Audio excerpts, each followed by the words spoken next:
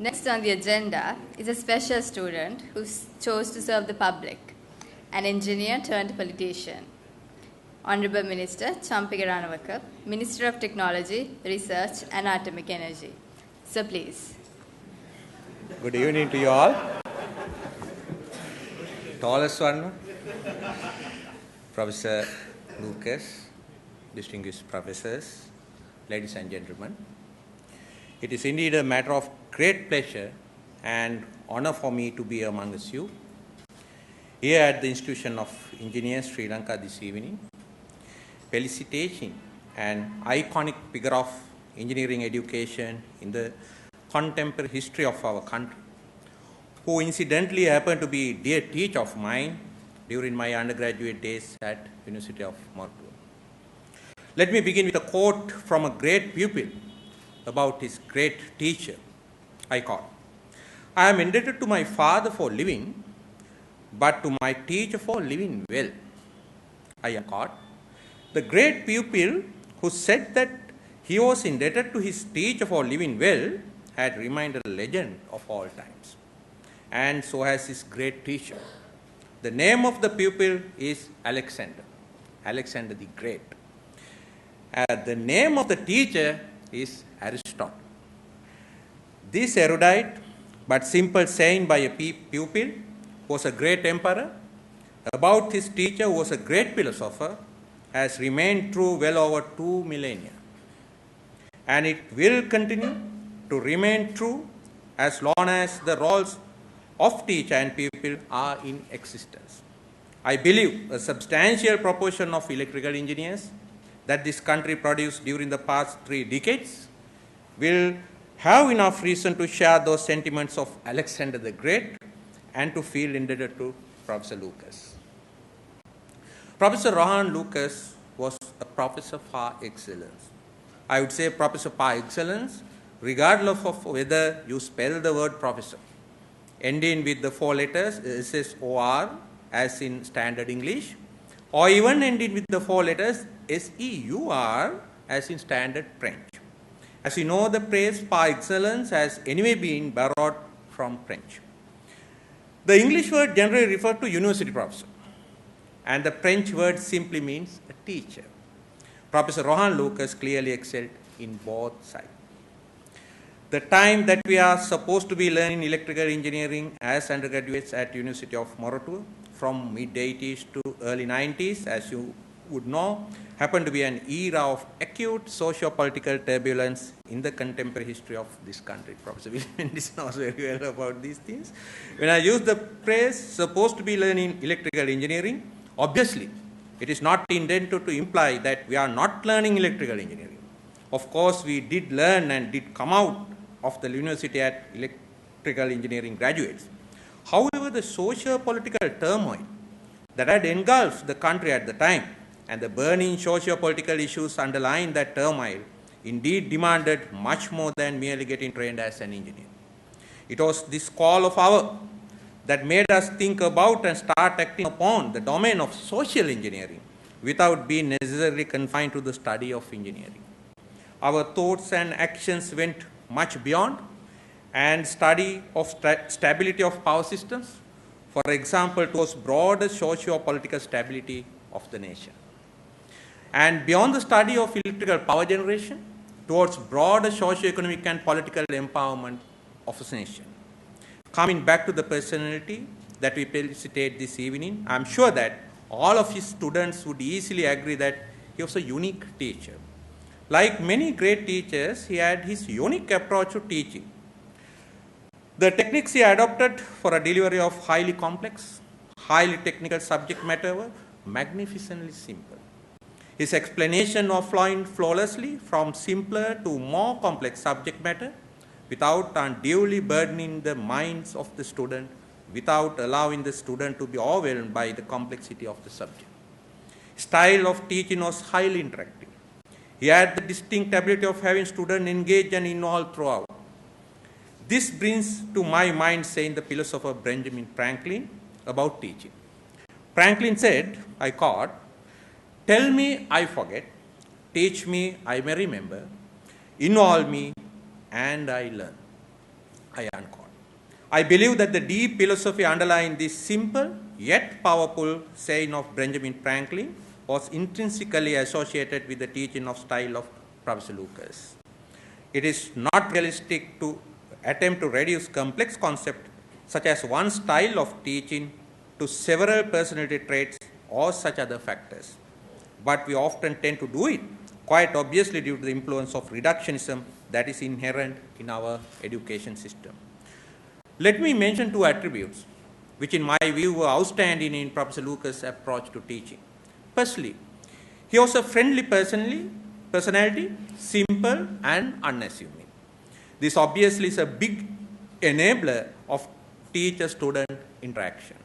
Secondly, the plain, simple phrases and language construct that he was using in communicating any complex idea. I believe he knew exactly not only what he was doing, but also the context or the setting in which he was doing what he was doing. Obviously, what he was doing was mainly teaching electrical engineering.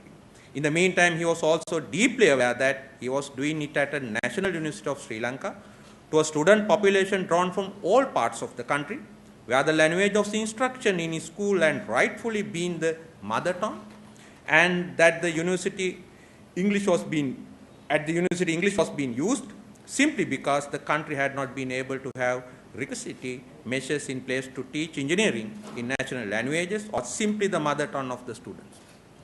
For the same reason, he did not burden the student with the task of decoding the meaning of grandiose language phrases and constructs. This is obviously in stark contrast to the approach being adopted by many Sri Lankan academics who have received their postgraduate qualification, particularly from the universities in the Western world. They often come back acquiring and internalizing much more than subject discipline that they were supposed to master. More often than not, unfortunately, those extras and odd ones acquired include an inferiority complex about our own culture, own tradition, and the own language. Unfortunately, when they get into teaching, they not only openly exhibit but also tend to impart to the minds of students their inferiority complex about the mother tongue. The teaching approach of Professor Lucas was notably devoid of this common but critical flaw. He was using English as an instructional tool in teaching power system and high voltage engineering and not the other way around. As I recall my memories of Professor Lucas from my undergraduate days, something that is indelibly imprinted in my memory is his astonishing memory power.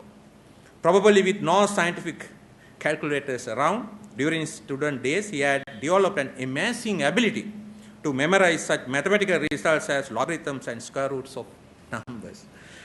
A remarkable feature of his personality was that he was never vindictive against anybody that did not toe his line, be it students or others. Ladies and gentlemen, engineering, as you know, unlike some other subjects, disciplines, constitutes a vast body of theory as well as vast range of competences of professional practice. It is therefore imperative that the teachers of engineering have their professional competences as practitioners as well. 2 decades after my graduation, I had the occasion and fortunate to seek the advice of Professor Lucas in my then portfolio as Minister of Power and Energy of this country. This was for an analysis on optimizing the utilization of much talked about Lakvijaya power plant at North Shore. Professor Lucas, Shavi is also there here. Professor Lucas' analysis provided answers to several critical questions that had been grappling the CEB for quite some time. Ironically, had his analysis been sought 5 years before, CEB would certainly have acted differently in making better informed decisions to optimize the utilization of this facility.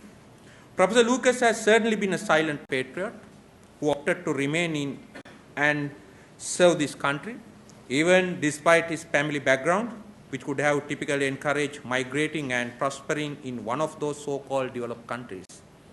He was born elite and rich. He is known as a person who has been more or less free from pursuit of a common desire that most others, the rich and the poor alike, are in constant pursuit and desire to accumulate wealth.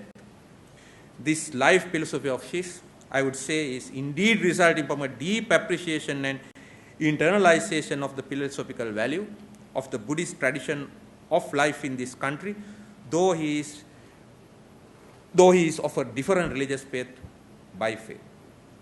This character, as you know, is sometimes known as Bodhisattva Guna in the common man's language, and he might not even articulate that way. Ladies and gentlemen, today we as a nation are at a critical phase of national development, and for the same reason going through a phase of crucial importance to the professional practice of engineering as well as engineering education. While the student population that gets admitted to year one of primary school stand at approximately 350,000 per year, only around 1,300 of them join the workforce as qualified engineers. This is not at all a healthy number given the goals of rapid socio-economic development that we have set for ourselves as a nation. On average, it is out of student population of approximately 270 that we eventually develop one engineer. No adjectives are necessary to describe our predicament as a country when those engineers leave for greener pastures in the so-called first world. As of now, there's a little debate and wide agreement about the fundamental strategic structural transformation that our economy needs to undergo in achieving our medium to long-term development goals. Our economy must transform into an innovation-driven, knowledge-based economy. While relying on innovation in the disciplines of advanced technologies such as nanotechnology, biotechnology, and information and communication technologies and space technologies, etc., in order to rapidly increase the high-tech based proportion of our exports and GDP. The need to bring about innovation to improve domestic economic activity has to be given due recognition. In the meantime, our development strategy should involve optimum use of science, technology, and innovation in addressing the other two important pillars of sustainable development apart from mere economic growth, namely the environmental sustainability and social equity, which are sometimes ignorantly relegated to a lower priority as compared to economic gain. And this is the transformation that the National Research and Development Investment Framework that was recently formulated by my ministry is intended to design to bring about. Before I conclude, I wish to thank the organizers for inviting me to this event, and let me wish good health, long life, and all happiness to the great personality that we facilitate this evening, and say Chiran Dayatu, Professor Lucas. Thank you. Thank you, Honorable Champika Ranawaka. Listening to these reminiscences, I am reminded again of how privileged we are to have been your students, sir. I believe that the greatest leaders we meet in our lives are our teachers. Ladies and gentlemen, we have now come to the final few minutes of the evening, and it would not be complete without recognizing the strength behind the curtains. On behalf of the organizing committee, let me thank the event sponsors, LTL Holdings, Lanka Electricity Company, and the LK Domain Registry for their support. A big thank you is in order for the organizing committee for a job very well done. Finally, I wish to thank our honored guests for the evening and all of you for your wonderful presence here today. The autobiography is available for purchase at the registry. Happy reading. To wrap up the proceedings of the evening, please rise for the national anthem.